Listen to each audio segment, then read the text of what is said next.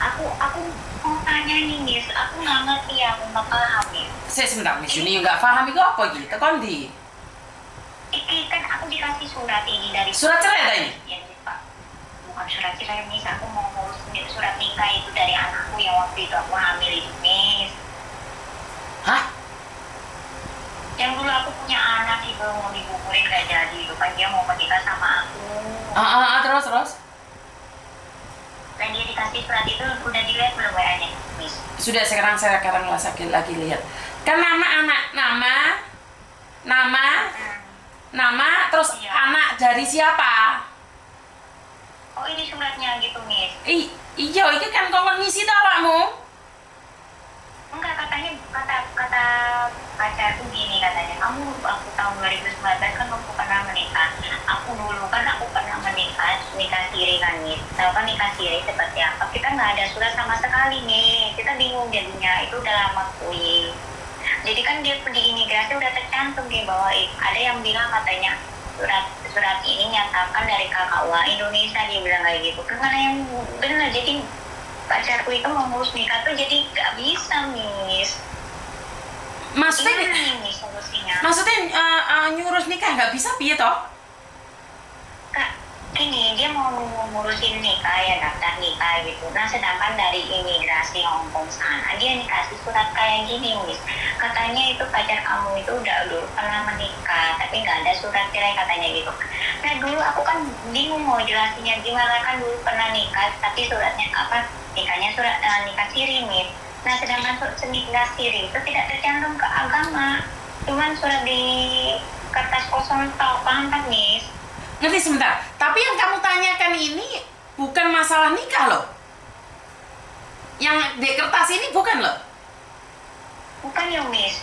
Di kertas ini unofficial translation. Ini translator dalam bahasa Inggris. Oh, tapi pacarku bilang itu sulit nikah sama aku. Dia bilang katanya. Aku paham itu sekarang. Aku tahu masalahnya apa, aku tahu. Karena kamu pertama kali masuk di Hong Kong, kamu itu ditulisi menikah sama agenmu. Itu pasti. Tadi agent. Saat kamu ngisi formulir, kamu sama agenmu ditulisi menikah. Oh. Jadi di imigrasi Hong Kong itu tercatat bahwa kamu itu menikah. Betul. Makanya bingung nih, kok ditulis menikah. Jadi aku harus ngomong ke agent gue, gimana nih, Miss? Kebanyakan orang-orang yang gagal menikah dengan orang Hong Kong itu biasanya problematikanya itu saat mereka pertama kali ke luar negeri, khususnya ke Hong Kong, agennya itu ngisi kalian itu sudah menikah. Karena itu kesulitan bagi kalian untuk menikah dengan orang Hong Kong tanpa adanya surat cerai.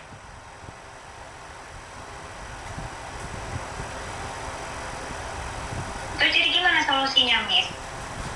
Solusinya ya kamu harus punya surat cerai, sayang.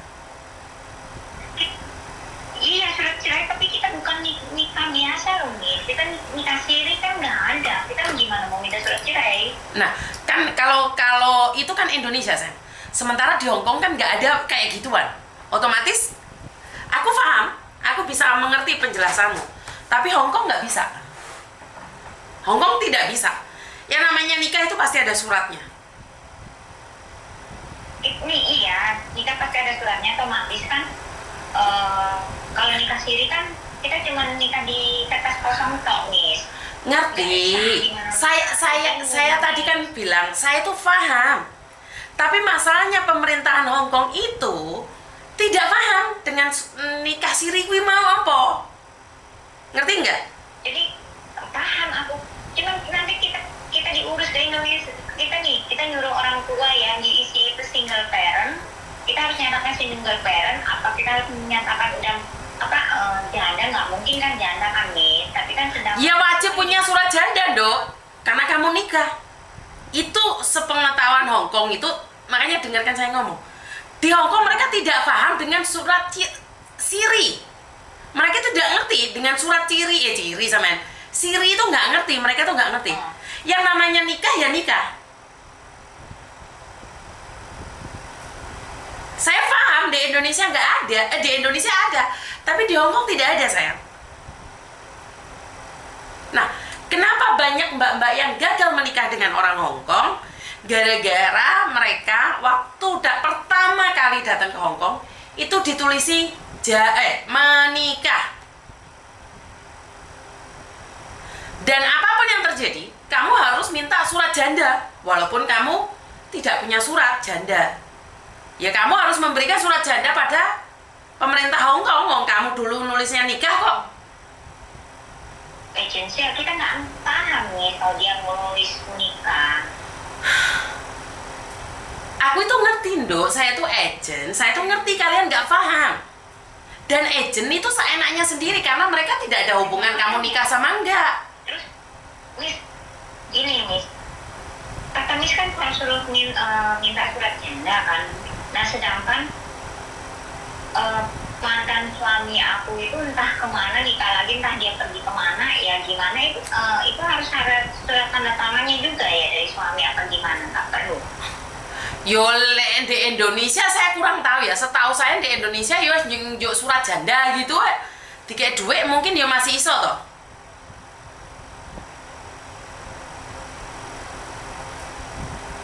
Bener gak? Soalnya kan yang diakui oleh negara, lah kamu belum nikah ditulis nikah, Hong Kong tidak mau tahu. Oh, ribet jadi urusannya gue. Jadi inti dalam surat itu jantung kita udah menikah gitu. Betul. Di KPPA B kamu pertama kali kamu masuk Hong Kong, kamu itu sudah menikah. Itu yang dituliskan oleh agenmu. Dan saya tahu banget kalian tuh tidak tahu, nggak ngerti. Karena saya sendiri tuh pernah debat dengan orang, mereka ngengkel bahwa mereka itu nggak peduli. Waktu itu kan ada anak nih masih belum menikah, sama salah satu staf lah sudah diisi formulirnya menikah. Terus saya bilang, kenapa kamu tulis menikah? Isi tanah, mereka nggak tahu. Itu zaman saya dulu ya. Saya nggak tahu kalau sekarang ya. Itulah yang terjadi. Nah, setelah itu saya tahu banget resikonya paling berat buat kalian. Saat kalian pingin menikah dengan orang Hong Kong, nggak iso. Karena kalian tidak punya surat janda. Benar atau benar? Iya, cuman susah menjelaskan. Soalnya kan dulu kan nikah siri sedangkan Hong Kong kan nggak paham. Taunya menikah aja kayak gitu. Dan, betul. Aduh. Karena di Hong Kong itu gini loh Mbak. Itu tuh. Karena gini loh di Hong Kong, saya kasih tahu ya.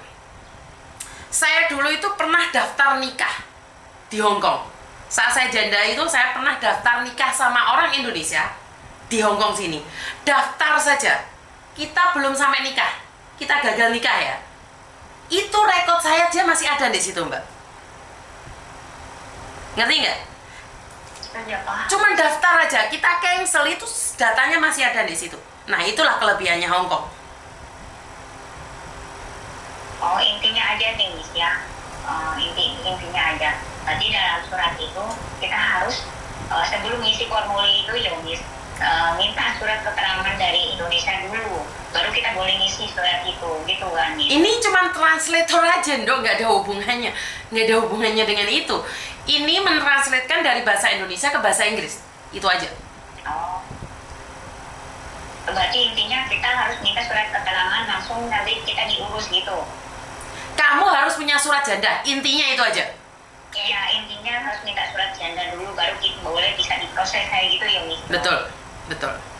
Oh, berarti nanti pacarku itu nggak boleh ngambil surat dulu dari imigrasi sebelum aku ngambil surat jandaku dari sana ya. Betul. Apakah kamu sudah didaftarkan?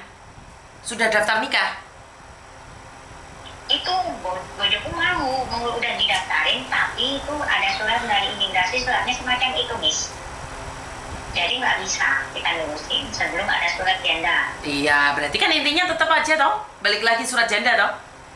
Ya makanya aku nggak paham apa ada yang bilang kata teman aku bilang aja kamu itu single parent, dan takutnya kalau aku ditulis single parent takutnya nanti bermasalah lagi atau bermasalah dengan anakku, nggak mungkin kan, Miss. Intinya dalam surat itu aku minta surat janda, nggak mungkin kan. Kalau orang ngomong kan nggak paham. Kalau kita surat apa nikah siri, tahunya kita udah menikah, entah itu siri, entah itu resmi atau segala macam kan, iya nggak Miss? Karena di Hong Kong itu nggak ada nikah siri. Kalau mereka ada itu hubungan tanpa status, itu ada, mereka itu ada. Hubungan tanpa status itu ada. Jadi satu rumah kalau di Indonesia lebih identik dengan kumpul kebo. Jadi kalau di Hong Kong itu banyak hubungan tanpa status. Makanya. Tapi kalau anak itu biasanya diakui. Iya Miss, makanya aku menikah itu ngotot itu Miss, ingin mencantumkan anak itu ke papahnya tuh Miss, pengen kita nyatu dong biar anak itu punya ayah gitu Miss, paham kan? Meskipun sebenarnya aku nggak ada niat nikah sama dia, tapi kan aku punya anak dari dia, mau nggak mau kan, mau itu sengsara itu resiko aku kan Miss, ya enggak? Maksudnya gimana? Karena ingin mencantumkan nama ayah tapi nggak niat menikah? Maksudnya gimana? Ini sebenarnya, maksud aku gini, sebenarnya aku nggak ada niat menikah sama dia meskipun dia udah tua, nggak ada kerjaan gitu kan misalnya, dia udah tua lah gitu kan. Tapi aku kan punya anak, aku nikah sama dia cuma ngambil KTP, tak paham kan Miss? Nggak paham sayang, karena ngambil KTP kalau suamimu tidak bekerja dan tidak punya uang, kamu nggak bisa ngambil KTP Hong Kong sayang. Kalau kamu nggak niat nikah, terus ngapain kamu nikah? Kalau kamu nggak niat nikah loh ya. Terus ngapain nikah? Sebenarnya iya paham Miss. Sebenarnya gini Miss, kita nikah ya tahu lah kita nggak mungkin maksa. Ya udah saya nggak akan mau menikah sama kamu kalau bukan tanpa anakku kan Miss. Aku menikah sama dia, niat dan niat ya harus gimana lagi Miss ya kan. Tahu sendiri kan Miss, kalau di rumah tangga kan gaji dikit kan ya Miss ya. Kalau kita ikut orang Hongkong kan otomatis kan gaji agak besar lah, cukup menafkahi meskipun dia nggak minta apa-apa dari aku Miss, dia tiap bulan ngapain aku gitu kan, nggak masalah, kita udah perjanjian gitu, kalau aku udah nikah sama kamu ngizinin aku kerja gitu kan Miss, dapat gaji mencukupi, kamu nggak usah ngasih ke aku kayak gitu Miss. Nah, bukannya aku nggak niat, cuman resiko nikah sama orang Hongkong kalau lagi nggak ada kerjaan, uang kurang, gimana sih Miss, dia nggak pas-pasan, kita juga mau nggak mau harus kerja, apalagi punya anak lah. Kalau seandainya aku nggak punya anak, ngapain aku nikah ya nggak Miss? Paham kan Miss? Nggak paham, soalnya karena kan tujuan pernikahannya kan kita nggak sama mbak. Tujuan hidup kita menikah itu kan nggak sama. Dan sekali lagi seperti yang saya katakan nih, kalau kamu menikah mengharapkan KTP saja itu biasanya gagal. Kenapa? Apalagi suamimu tidak punya pendapatan, apalagi nggak kerja. Bagaimana mungkin laki-laki lokal menafkahi istrinya saat dia sendiri tidak ada apa-apa? Masih ingat ada salah satu mbaknya nggak turun visanya. Bahkan kemarin saya ketemu beberapa orang di Hongkong sini sudah punya anak, beberapa anak visanya nggak bisa turun. Tapi anakku di Indonesia. Ngerti, karena harus di Indonesia karena ibunya kan nggak bisa tinggal di sini. Ibunya nggak bisa tinggal di situ yo? Nggak bisa, karena dia kesini hanya sebagai turis saja. Kan dia nggak bekerja. Oh, pantesan nih, turis nggak bisa emang. Kita bukan turis loh nih, kita resmi. Ngerti, kamu sekarang kan kerja sayang. Saat kamu mengambil nikah, dengarkan dulu sebentar. Kalau kamu sudah nikah, otomatis kan kamu apply visa, Tondo. Iya, otomatis kan. Apakah garansi visamu turun? Kan enggak. Ini Miss, maaf ya Miss, aku udah perjanjian. Kita kalau udah menikah, visa itu kan kata teman kan kapan aja bisa diambil gitu kan. Itu tergantung. Sebentar. Siapa yang ngomong visa itu kapanpun bisa diambil? Itu temanku yang dulu waktu temanku itu yang udah nikah itu kan dia sedang suka ngurusin orang-orang yang nikah itu, tapi dia pakai biaya. Kan nikah kan gratis, dia pakai biaya katanya gampang dia bilang kayak gitu. Makanya aku ngomong sama bojoku, nikah itu di sini nggak bayar say, nikah itu gratis. Nah sedangkan aku pengennya di sini kan udah nikah, kita masih kerja nunggu 2 tahun, kalau udah datang barang aku ikut suami kayak gitu Miss. pacarku mengizinkan kayak gitu. Saya nggak tahu ya Mbak ya, kalau kamu bilang visanya pasti datang, itu saya nggak tahu. Saya berdasarkan fakta saja, berdasarkan fakta. Berapa banyak anak yang telepon saya, itu visanya nggak turun. Satu, karena suaminya punya kasus kriminal. Kedua, karena suaminya punya utang bank. Ketiga, karena suaminya pemakai narkoba dan nggak punya uang. Keempat, suaminya tidak terbuka dengan istrinya. Bahkan kemarin masih ingatkah di ingatan kalian, ada salah satu mbaknya yang hamil, yang melahirkan, anaknya masih kecil, diusir sama suaminya dan tidak memiliki visa juga. Karena saya berdasarkan fakta ya Mbak ya, saya nggak mau promosi nikah dengan orang Hongkong 100% visanya bisa turun, enggak.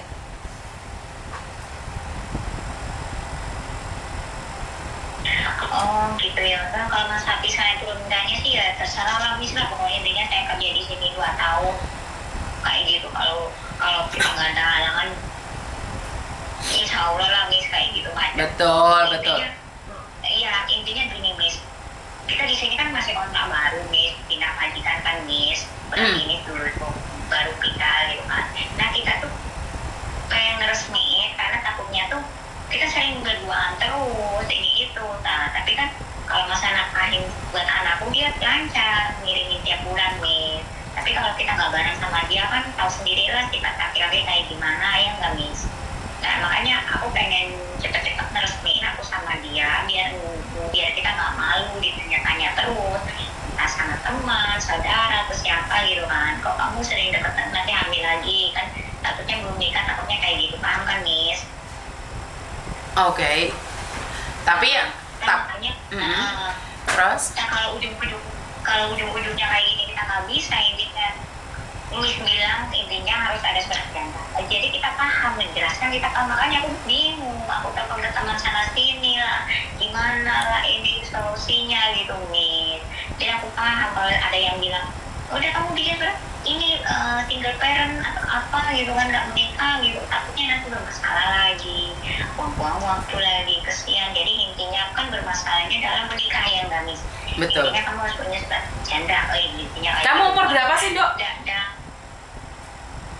Kalau di paspor aku itu, kalau di paspor itu, di KTP Hongkong itu dituain nih 83, tapi kalau di KTP Indo itu umurnya 87. Tapi aku pengen pindah ke diganti umurnya, identitasnya ke apa ya, identitas Hongkong. KTP ku itu kan pengen jadi 83, nggak bisa, harus diurus ke Hongkong baru bisa kayak gitu Miss. Soalnya udah biometrik. Ya udahlah, jadi permasalahannya itu kamu menikah, udah diucapkan barusan dibilang. Intinya Terus suamimu, pacarmu umur berapa? Kenapa kamu bilang tua? Pacarku itu udah umur 50 lebih Miss, 66 kalau nggak salah itu. Bukan 50 lebih Mbak, 60 lebih, 66. Kamunya 4, Ya, 40, 41. enggak, asli aku tuh 37 Miss dituain. Oh 37, terus suamimu 66. Ya sekitar segitulah, katanya sih nggak nyampe 60 sih katanya tuh, nggak tahu 66 dan nggak tahu berapa itu loh Miss. Begitulah, ada KTP-nya juga. Oke. Iyo, makanya ya intinya harus ada surat janda gitu ya Miss dari situ, tapi kan Betul. kita belum diisi. Pacarku belum isi surat itu, cuma memberitahu dari imigrasi itu ya Miss. Belum kita masuk ke yang jauh lagi gitu ya Miss. Oh gitu ya. Tapi itu nggak mungkin di cancel kan, masih ada data-data dari sana kan, kita kapan melanjutinya ya nggak Miss. Yang di cancel apanya Mbak? Takutnya kita kalau nggak bisa nikah itu terus di cancel sama pacarku, nggak kan. Loh, di cancel nggak sama pacarmu ya kamu tanya pacarmu Dok. Kan saya nggak tahu itu pacarmu cancel apa enggak. Oh, kayak gitu ya Miss. Loh ya yang tahu kan dia.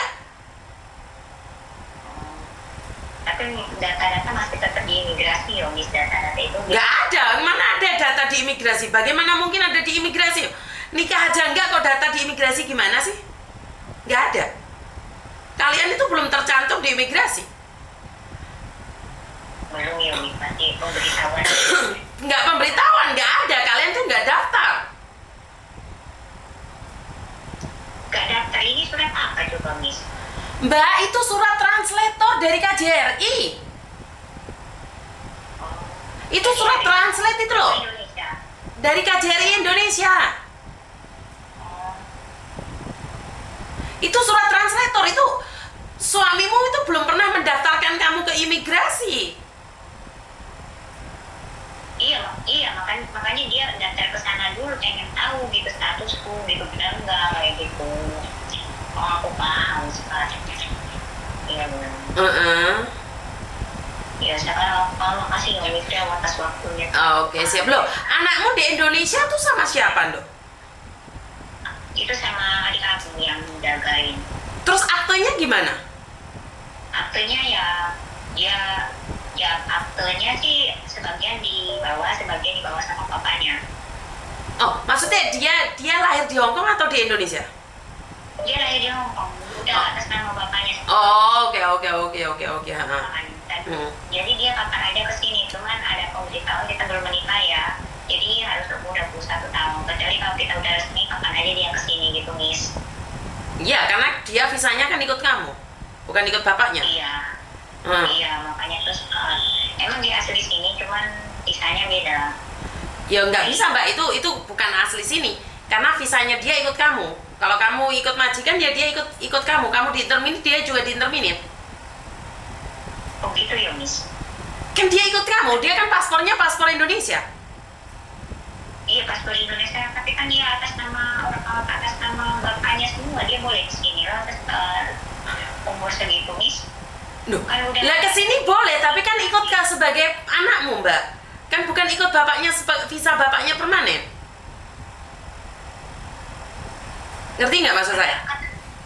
Kata KJRI itu dia boleh kesini ke bapaknya, nggak masalah, karena itu. Iya boleh ikut kesini, Mbak. Tapi kan dia itu kan atas namamu toh. Dia itu kan kalau kesini juga harus buat KTP juga.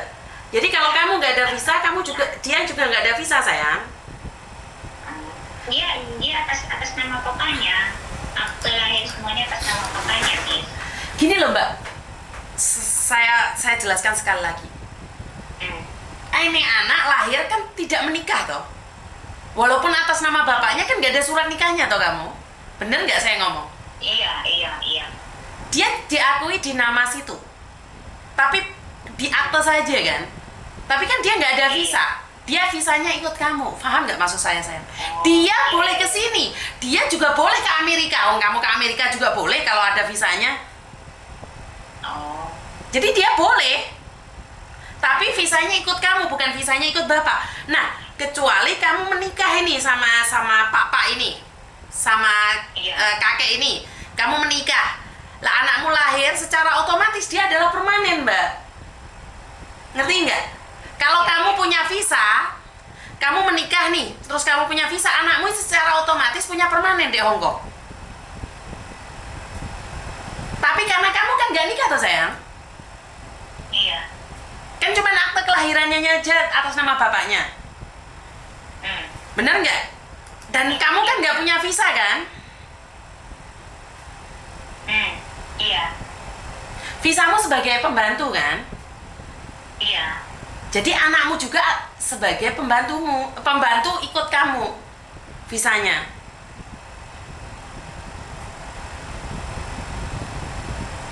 Iya, Miss. Oh, jadi sekarang aku memahami gitu. Jadi itu semua anakku tergantung kitanya ya, Miss. bukan tergantung kitanya, tergantung menikah atau tidak. Oh. Dan Tapi setelah diakui yang pengen jadi permanen harus menikah gitu ya, Miss. ya iya dong.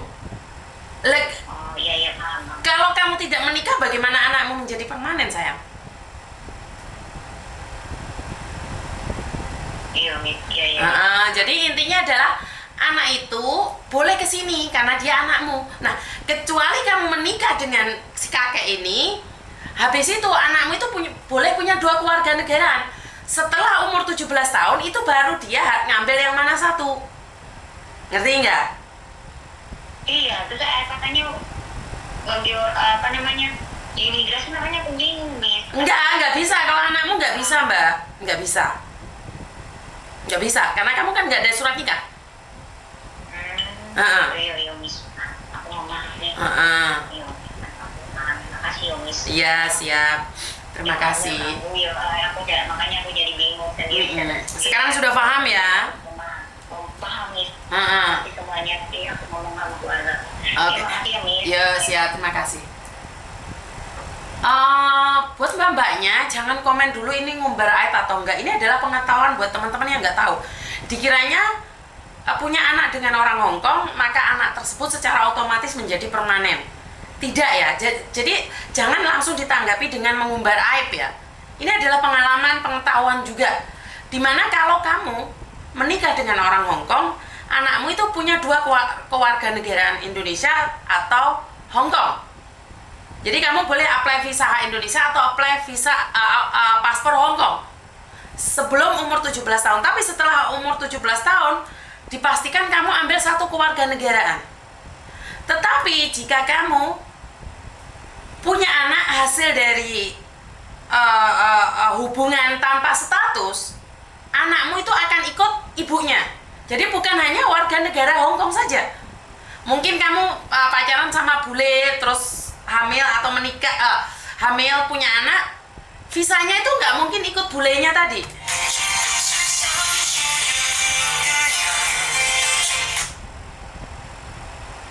Halo? Karena visanya tidak mungkin ikut bule tersebut, tapi visanya akan ikut ibunya. Kalau ibunya adalah seorang paperan, ya jadi paperan anaknya. Kalau dinikahi ini beda lagi, beda menjadi status. Hasil dari zina, saya tidak mau komen yang lebih ya Mbak ya, karena kita berbicara tentang anaknya saja. Kalau perbuatan ibunya dosa, biarkan dia yang menerima balasannya. Kita jangan menghakimi ya, tolong jangan menghakimi dalam hal ini teman-teman. Kondisikan saja kamu belum pernah di tahap itu, kamu berdoa aja kamu terhindar dari itu. Jadi jangan menghujat ya teman-teman ya.